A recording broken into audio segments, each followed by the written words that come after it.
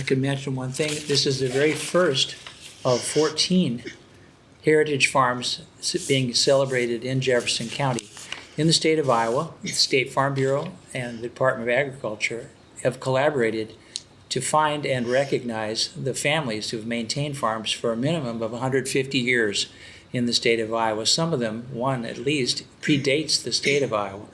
And so we're proud to have 14 family farms in Jefferson County who have met that very strict definition of excellence and of durability here in our county. So we're grateful tonight to have the very first event with the Lamanskis and learning about the Whisler Lamanski farm. All right, so I was just going to go back over the generations. The first generation is Peter William Lamanski, who is Joe's great-great-grandfather. He was born in Poland in June 1825. He married Anna Sargent in 1850 in Eastern Europe. Anna was born in West Prussia, Germany in 1833. Principal crops of that region were grain, potatoes, and sugar beets. Peter and Anna had a son, Nicholas, in Poland in 1852. When Nicholas was 6 months old, the three migrated to the United States. The reason for migration is unclear. However, during this time, Prussia was in a period of turmoil. Frederick Wilhelm IV, who ruled at the time, was thought to be mad and eventually did go insane. And there were large riots in Berlin in March of 1848. The family lore has it that Peter left Poland, or West Prussia, to escape having to finish his service in the military. Harry Lamanski, grandson to Peter, said that Peter was a captain in the Polish army and that he and his family left for the United States during a furlough. Peter believed he would be shot if he was caught trying to escape to the United States, but he also believed he would die in the army. According to the obituary of his wife, Anna Sargent, the Lamanski family landed in New York and remained there for a short time. From New York, they ventured to Pennsylvania, where they took up residence for 4 years. In 1856, with 6 other families, the Lamanskis made their way by wagon train to Jefferson County, Iowa. Peter Lamanski's first residence was just across the road from the present Polishville Cemetery and Community Center. Later in 1869, Peter bought a farm from George Whisler, who had bought it from his father, Abraham Whisler. It is interesting to note that the present owner of this farm, Joseph Lamanski, is the great-great-grandson of Adam Whisler and the great-great-grandson of Peter Lamanski. The farm is located just off the Germanville Road, where Joseph and Brenda Lamanski now live. Anna and Peter had 7 children, 6 boys and 1 girl. So the next generation is John Henry Lamanski, Joe's great-grandfather. He was born the second son of Peter and Anna Lamanski on October 2nd, 1853 in Pennsylvania. So he was born before they came to Iowa. He married Mary Buck on December 10th of 1877 in Union County, Iowa. Mary kept order in the house and was a strict disciplinarian. They had 9 children. John Lamanski died in Ottumwa, Iowa on December 4th, 1925 following surgery. Mary Buck Lamanski also died in Ottumwa. The couple is buried at St. Joseph Cemetery in East Pleasant Plain. Mary's funeral was held at our house. And Mary's mother, Harriet Whisler Buck, passed away in the east room of our house upstairs. Some of the past generations say that kind of freaked out the kids. Harry Lamanski is the next generation. He's Joe's grandfather. He graduated from Pleasant Plain Academy and worked in country stores the first 2 years after completing his education. On Monday, Tuesday, Wednesday, and Thursday, he worked on a huckster wagon and sold goods from the wagon and bought eggs and cream from the country residents. The other days of the week, he worked inside the country store. His first year, he worked in Germanville, and his second year, he worked in Merrimack. Harry then moved to Texas and worked there for a few years. In 1910, he came back to Jefferson County and helped build the current house on the Whisler Lamanski homestead site, which is where we live now. Therefore, the principal occupation of Harry was that of a house carpenter. He built several houses in Jefferson County. Harry married twice. His first wife, Gertrude Agnes Casca, and him had 3 children, Joseph, Mary, and Francis. Gertrude died in a house fire in 1920. The 3 children survived the fire. The fire occurred while Gertrude and her sister were fixing Sunday breakfast in the cook stove. It appears there may have been a mix-up between the fuel used for the cook stove, which caused the explosion and took the life of Gertrude. Later, Harry Lamanski married Helen Lahr. Harry and Helen had 7 children, 2 boys and 5 girls. Okay, the next generation is Harry Roy Lamanski, Joe's father. Harry Roy Lamanski married Beverly Dorey on June 1st, 1953. Bev was a school teacher. Roy worked as a farmer in the Pleasant Plain area for a number of years. In 1972, Roy purchased the farm, which was once owned by Peter Lamanski from Leroy Lamanski. Roy later sold this farm to one of his sons, Joseph. Roy and Beverly had 7 children: Joseph, Daniel, Roanne, Jane, Barbara, Karen, and Ronald. So the ownership of the farm, first owner was Adam Whisler. He purchased it in 1855. He sold the farm to his son George Whisler in 1866, who then sold the farm to Peter Lamanski in 1869. Peter Lamanski sold the farm to John Lamanski in 1892. John Lamanski sold the farm to Leroy Lamanski, his son, in 1934.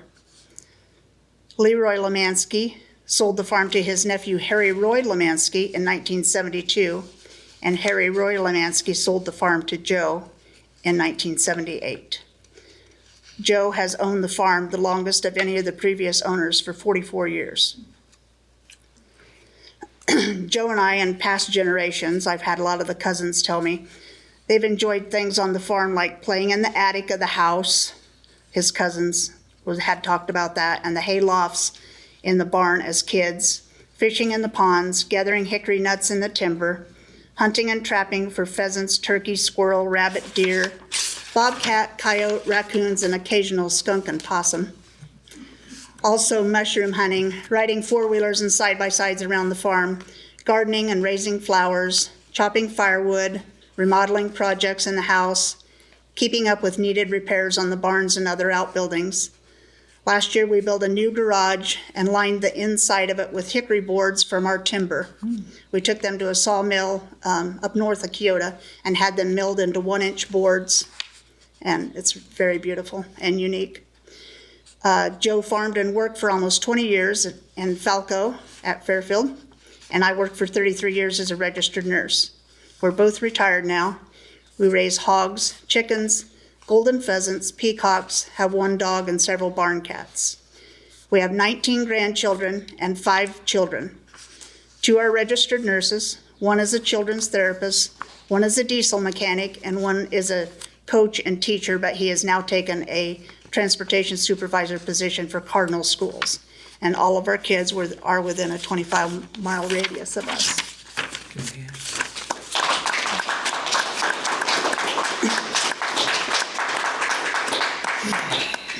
Well, we certainly want to honor all the families, and we appreciate your willingness to come in and be the first. There are some questions I think everyone who views these events of the 14 farms in the Heritage Farm category, how far away are you from this museum if you drive to town and drive to the Carnegie Museum? How far would it be? From our place to, Yeah, 15, 16 miles. yeah, And you're you're in northeast part of is Locust Township? in Yeah, Walnut yeah, Township. Walnut Township, excuse me. Yeah. And in the old days, can you guess by wagon what would it have taken? You hear any stories? 2-3 hours probably. Probably. We're close to the Washington County line. We're at the Very tall. northeast corner of Jefferson County. We could ask the Amish that live around I was us. going to say, you can ask because they do it all the time. That's a great idea. No, it's. Is there any recollection of the barn being raised? You know, you spoke of the. It was, the one barn was put up in 1910. The other barn that's closer to the house, there's 2 barns. Joe's dad, Roy Lamanski, has said that is the oldest barn in Jefferson County. So when we redid it a couple years ago, we put steel on it.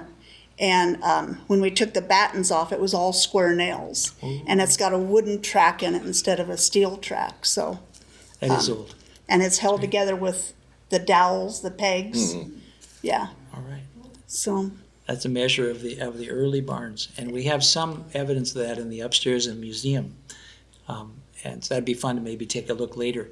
Each of the families is going to have a month to be able to display items from their family history. We have pictures of houses, we have county maps, we have mementos from family experiences over the generations that are going to be part of this ongoing exhibit month by month over the next 14 months to be able to honor all of the farms who are in this heritage farm category. Then we'll take a look at the century farms, of which there are even more here in Jefferson County and indeed all around the state. They qualify on the basis of 100 years of continuous operation by a single family. We're looking forward to learning, and we're looking forward to asking questions. We hope we don't trouble you with them. We wanted to ask about one-room schoolhouses. We know that when this county was surveyed, one of the features was 99, provision for 99 one-room schoolhouses. Did one of you or either of you both go to a one-room schoolhouse? And no. I heard tell that somebody in the family taught in one. Joe's mom was a teacher. Okay. But just north of us, probably a half a mile, 3/4 of a mile, there was a brick one-room schoolhouse called Burr Oak. Yes, that's famous. Yeah. So, and all of the Lamanski kids from the previous generations went there. Now, we've heard stories on the worst weather days in winter that kids would skate to school. Yes. Any story? That's true, right? Well, I assume so. I have a picture of the schoolhouse in the background and kids ice skating on a pond, Okay, I suppose during recess. fair enough. Yeah. We did want to ask, this is one thing, it's a little bit delicate around here, but do you have red or green tractors? Mostly red. Okay. Yeah. So we come in peace, as Yeah, we said. that's okay. If they're dear families, we're going to honor them equally, but we always have to ask. The other thing we ask, we often take a look as we drive by the farms to see mailboxes. They're not the only clue. If it's a cyclone house, a cyclone farm, or a Hawks farm. Hawkeye. Okay? Yeah. Just thought we'd check, and we'll probably ask each time. No offense intended to anyone in the audience. Remember, we're an equal opportunity employer when it comes to the Hawks and to John Deere and the International Harvester and the Cyclones. Thought we'd ask though. We do have things that come up from audiences, people that ask when they visit our museum and look at the displays of the individual townships and the farms that are there. What church was nearest by for your family to attend? And you mentioned the Polishville Cemetery being a place where people are buried.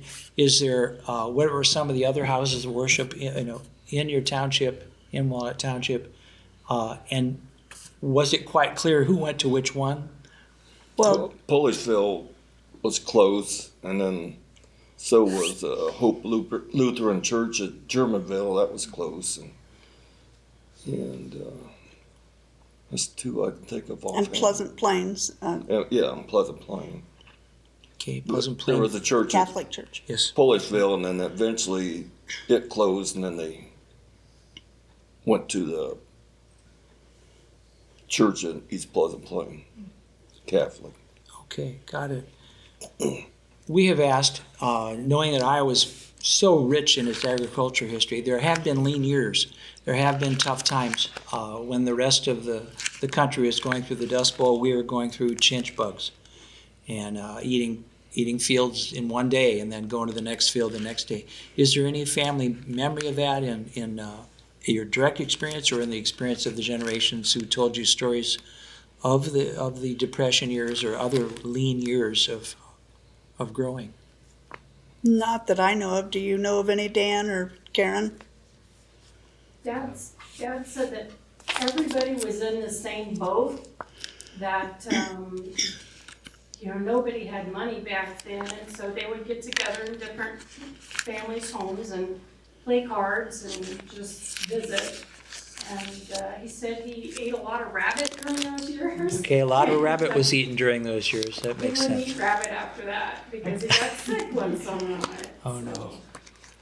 Yeah, that's pretty much it. Everybody was in the same boat. Okay. Do you have family reunions now bringing in? We had a family reunion for the Lamanskis in 2003, and I'm thinking, there'd be 7,500 people here. There's 250 people Oh. showed up. Oh, Yeah. fantastic. Where Yeah. did you? At our house. Okay. Yeah, well, that- since it's the Lamanski yes. homestead. So Yeah. they came back to the homestead. Yeah, That's so they came great. from all over United States. That's fantastic. Yeah. Well, if there are any pictures from that event, you can maybe put them in the exhibit upstairs. Yeah. And we'll be I able to. think maybe I've got some in there. Okay, that Yeah. would be excellent to have. Yeah. Um, Yep. Yeah. And have there here. been any bumper crop years, just wonderful years for both, crops and livestock that stand out?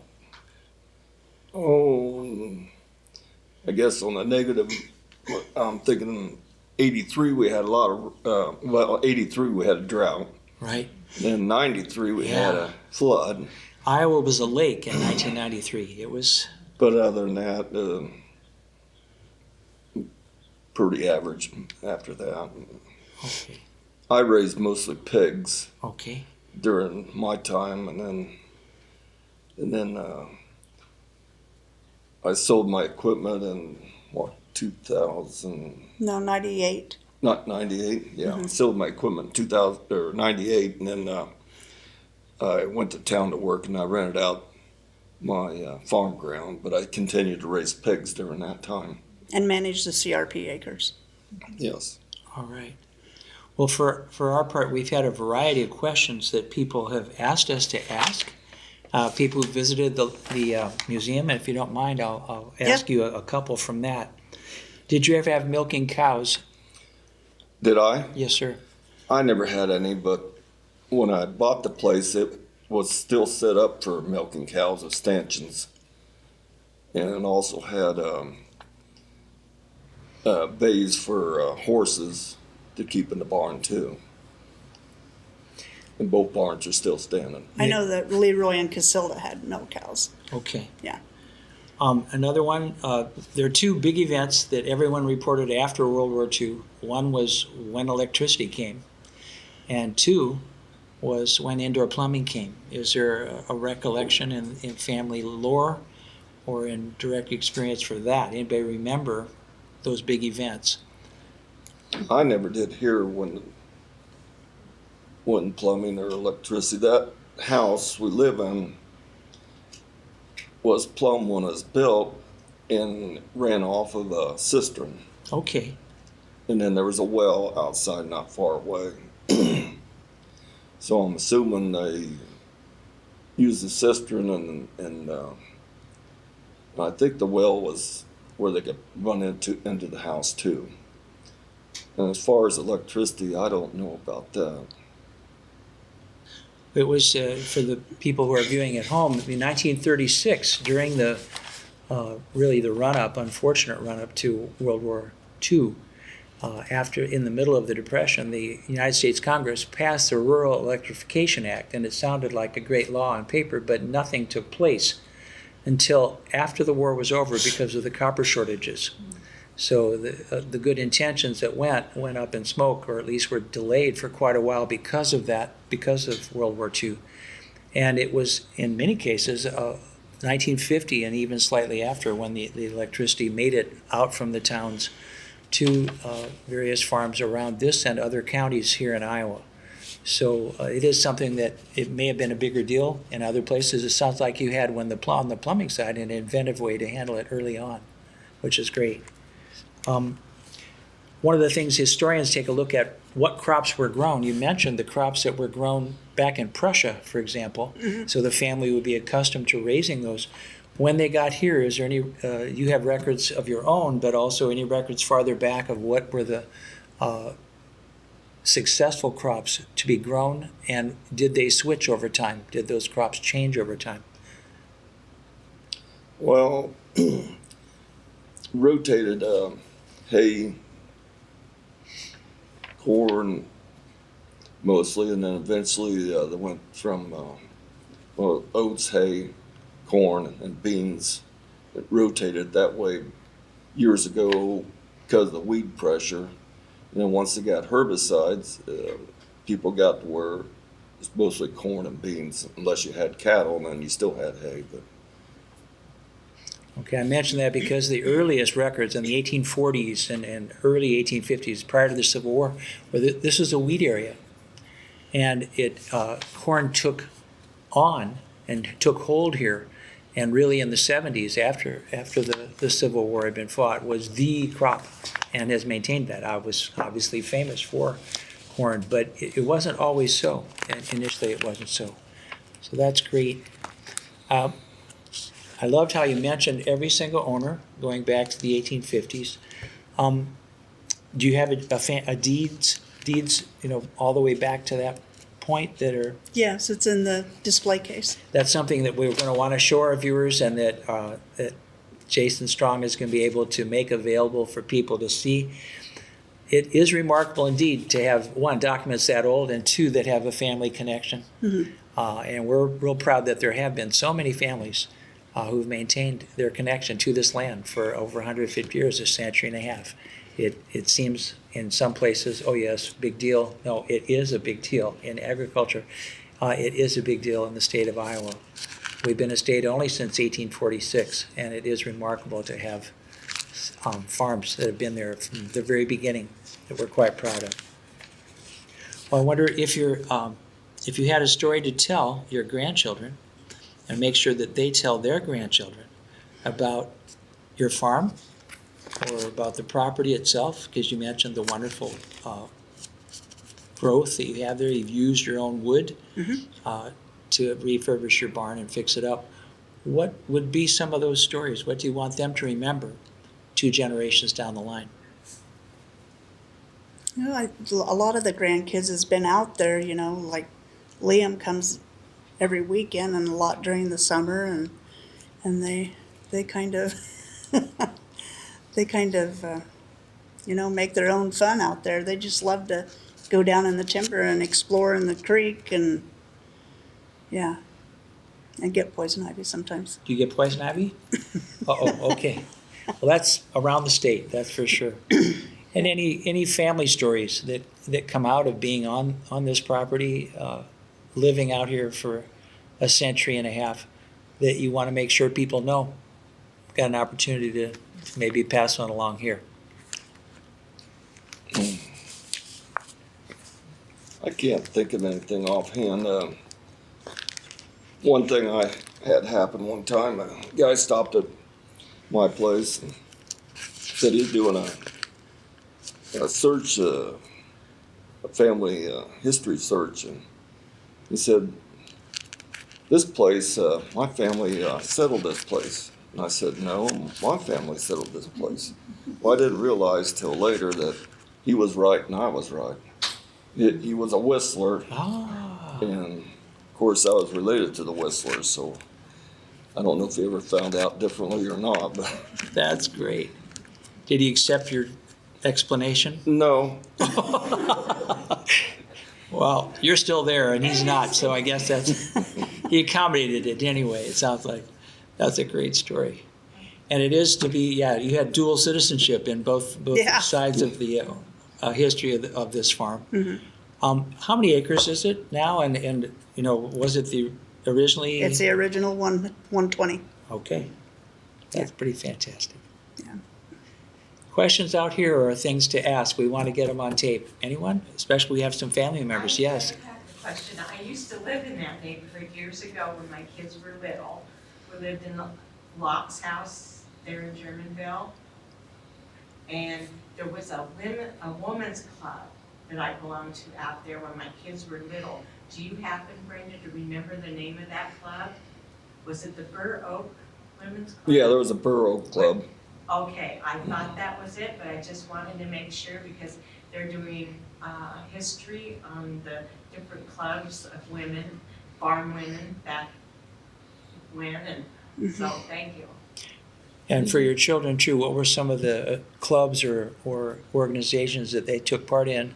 We assumed and know that they didn't just study when they were in school, that they had work to do at home. How did you divide the activities, divide the labor around the farm during school and during summer? How was that different? Well, they helped chore and they were involved in different sports activities. And of course, they wanted to hunt and fish, and mainly what the kids did. Another thing people did in my area was they had a card club, and they'd go around to different neighbors and play cards every week. That was another thing. And it's been mentioned during the Depression, that's how families entertained themselves. Mm-hmm. So people had church, they had their group of friends nearby, and passed the time as agreeably as they could when it was a tough time, and really helped each other out. Mm-hmm. It sounded like ice skating is something the kids did. Mm-hmm. You've got a son who's a coach, you Yep. said, and was that a sport he played, and did they bus in to Fairfield High, or did they go? You mentioned you're nearest to Washington County line. They rode the bus to Fairfield. Okay. Yes. What sport? Well, baseball, football, and wrestling. Fair enough. Baseball has a great tradition here in Jefferson County. In 1867, the very first baseball team, there are two baseball teams here in Fairfield, Iowa. We're one of the ahead of our time little towns to have baseball. You can see about that, if you like, by seeing the film Ahead of Their Time. It just came out. It's a Fairfield history series, just premiered in the past 2 weeks. And it's available in DVD, and also in streaming on Vimeo.com. Sorry, it was a plug. I work for them. I'm the historical research guy for that film series, and it's really an excellent. It's been excellent for us to see that those sports have had. Yeah, I remember Grandpa Harry. Baseball was a big thing for those people back years ago, and then so was basketball, and especially girls basketball. Yeah. But about everybody played baseball. It was true that each town had a town team, or one or more, so you might remember them playing that. That's great. Cars. Is it all gravels to get back home, or? It's all highway now, Yes. but it When was wasn't paved until what? It was a 1980, early 80s. It was paved past from Brighton up to Lockridge now, but it was gravel before then. And right where I live, you can see where the road used to go straight south of me, and then it made a 90-degree turn and went straight east. And then that road, that had been dirt road years ago, and then it was graveled, so then they made a curve off of that so you didn't have the 90-degree. And then in the early 80s, they changed it again, so I got 3 different areas where there's roads, and now the highway bypasses all the buildings. It used to be the roads before them went in between the house and the buildings. Mm. So the road has changed 3 times in all those years. And you can see the track for all 3 of them. Mm-hmm. And sometimes we still have people pull in the driveway, and then they go out by the hog house, and it's like, this is not what I thought it was, and then they take off. Now, what about mail delivery? I worked for a year as a USPS delivery on the weekends. It's because of Amazon. They have so many packages. When did they start driving out to you? Has it been 50 years? 30? Rural mail delivery. Yeah, Well, as long as I can remember. okay. Through rain, through sleet, through hail? The first mailman I ever remember had a Jeep that he delivered with. The white trucks don't always make it out there, especially if it's all in the gravels. Okay, that's good to know. Well, for our part, we used to have spelling bees in school. They're famously described in all these one-room schoolhouses. Were there sewing bees as any part of your background? Not that I've. I'm sure there was, but I don't know about that. And Mm-mm. okay, and I'm supposed to ask about laundry. With Dexter here, I got to ask about laundry. There's several things we wanted to see when things got changed over from hand to electrical.